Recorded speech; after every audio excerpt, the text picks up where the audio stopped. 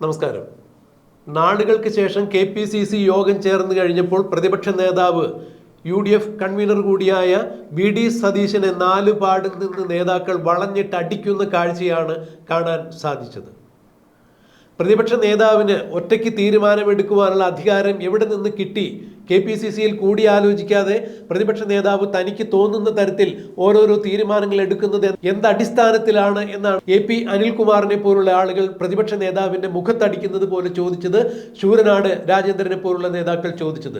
പ്രതിപക്ഷ നേതാവിന്റെ വീട്ടിൽ UDF നേതാക്കൾക്ക് പോലും കോൺഗ്രസ്കാർക്ക് പോലും പ്രവേശിക്കാൻ പറ്റാത്ത ഒരു സ്ഥിതിവിശേഷം ഉണ്ടായിരിക്കുന്നു എന്നാണ് ശൂരനാട് രാജേന്ദ്രൻ തുറന്നടിച്ചത്.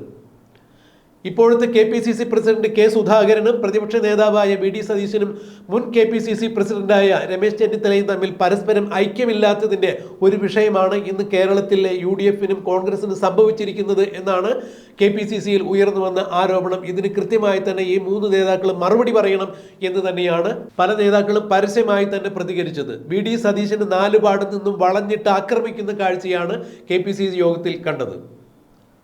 ഇത്തരുണത്തിൽ മുന്നോട്ട് പോവുകയാണെങ്കിൽ മൂന്നാം വട്ടവും കേരളത്തിലെ UDF പ്രതിപക്ഷത്തിരിക്കേണ്ടതായി വരും എന്ന് തന്നെയാണ് KPCC യോഗത്തിൽ പ്രതിപക്ഷ നേതാവിനെതിരെ ആഞ്ഞടിച്ചുകൊണ്ട് പല നേതാക്കളും നേർക്ക് നേർ വെല്ലുവിളിക്കുന്ന തരത്തിൽ നിന്നും പ്രതികരിച്ചത്.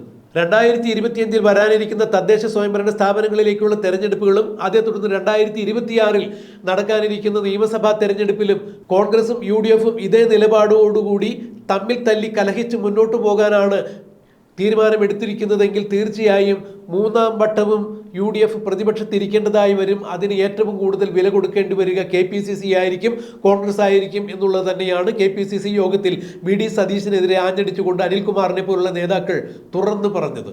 KPCC പ്രസിഡന്റ് K സുധാകരനും പ്രതിപക്ഷ നേതാവ് VD സതീശനും മുൻ KPCC പ്രസിഡന്റ് രമേശ് ചെന്നിത്തലയും കൂടിയിരുന്ന് ആലോചിച്ചതിന് ശേഷം പാർട്ടിയെ ഏത് രീതിയിൽ മുന്നോട്ട് കൊണ്ടുപോകണം എന്നുള്ള ആശയ സമന്വയത്തിൽ എത്തിച്ചേർന്നില്ല എന്നുണ്ടെങ്കിൽ തീർച്ചയായും കോൺഗ്രസ് ഇപ്പോഴുള്ളതിനേക്കാൾ കൂടുതൽ വലിയ തകർച്ചയിലേക്ക് നീങ്ങേണ്ടതായി വരും എന്നാണ് KPCC യോഗത്തിൽ നേതാക്കളെല്ലാവരും എടുത്തു പറഞ്ഞത്. കേരളത്തിന്റെ ചുമതലയുള്ള AICC നേതാവ് ഇത്തരത്തിലാണ് കാര്യങ്ങൾ മുന്നോട്ട് പോകുന്നതെങ്കിൽ താൻ തൽസ്ഥാനം രാജിവെക്കും എന്നുകൂടി എടുത്തു പറയുകയുണ്ടായി.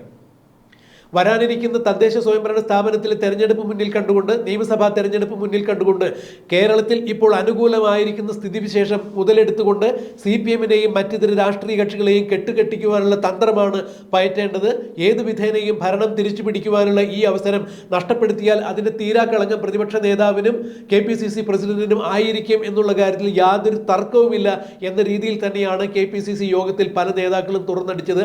അവരെല്ലാവരും ഒരാളെ മാത്രം ഫോക്കസ് ചെയ്ത് ആക്രമിക്കുന്ന തരത്തിൽ തന്നെയാണ് യോഗ നടപടികൾ മുന്നോട്ട് കൊണ്ടുപോയത്. KPCC പ്രസിഡന്റ് K സുധാകരനും മുൻ KPCC പ്രസിഡന്റ് രമേശ് ചെന്നിത്തലയും VD സതീശൻ MLA പ്രതിപക്ഷ നേതാവും കൂടി ആലോചിച്ച് കോൺഗ്രസിനെ കൂടുതൽ കരുത്തുറ്റ ശക്തിയുള്ള ഒരു സംഘടനയാക്കി മാറ്റിയില്ല എന്നുണ്ടെങ്കിൽ വീണ്ടും ഇടതുപക്ഷത്തിന്റെ പ്രതിപക്ഷത്ത് പോയി 2026 ഇരിക്കേണ്ടതായി വരും, ഭരണം കിട്ടില്ല എന്ന് തന്നെയാണ് ആഞ്ഞടിച്ചുകൊണ്ട് പല നേതാക്കളും പറഞ്ഞത്. എന്നാൽ KPCC യോഗത്തിൽ ഇത്തരം ആരോപണങ്ങൾക്ക് കൃത്യമായ മറുപടി പറയാൻ സാധിക്കാതെ തന്റെ പ്രസംഗം മുഴുമിപ്പിക്കാതെ തന്നെയാണ് പ്രതിപക്ഷ നേതാവ് VD സതീശൻ തന്റെ ഇരിപ്പിടത്തിലിരുന്നത്.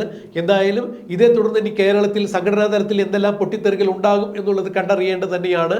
പിണറായി വിജയന്റെ നാണം കെട്ട് നാറിയ ഭരണത്തിന് കീഴിൽ കേരള ജനത വീർപ്പ് മുട്ടുമ്പോൾ KPCCയുടെ ഭാരവാഹികളും UDFും ഒരുമിച്ച് നിന്ന് പ്രവർത്തിച്ചുകൊണ്ട് കേരളത്തിൽ പുതിയൊരു ഭരണം കാഴ്ചവെക്കുവാനുള്ള സാഹചര്യം മുതലെടുക്കാതെ പിണറായി വിജയന്റെ ഭരണം വീണ്ടും വരുവാനുള്ള ഒരു അവസ്ഥ സൃഷ്ടിക്കുകയാണെങ്കിൽ തീർച്ചയായും അത് കോൺഗ്രസിന്റെയും UDFിന്റെയും നട്ടലൊടിക്കുന്ന, ശവക്കുഴി തോണ്ടുന്ന ഒരു നിലപാടിലേക്ക് കാര്യങ്ങൾ നീങ്ങുമെന്നും അതുകൊണ്ട് നേതാക്കൾ കൂടുതൽ കൂടിയാലോചിച്ച് സമന്വയത്തോടു കൂടി മുന്നോട്ട് പോയില്ല എന്നുണ്ടെങ്കിൽ വരും നാളിലും കോൺഗ്രസ് പ്രതിപക്ഷത്തിരിക്കേണ്ടതായി വരും എന്ന മുന്നറിയിപ്പാണ് KPCCയിൽ പല നേതാക്കളും പ്രതിപക്ഷ നേതാവിനെതിരെ ആഞ്ഞടിച്ചുകൊണ്ട് സംസാരിച്ചത്.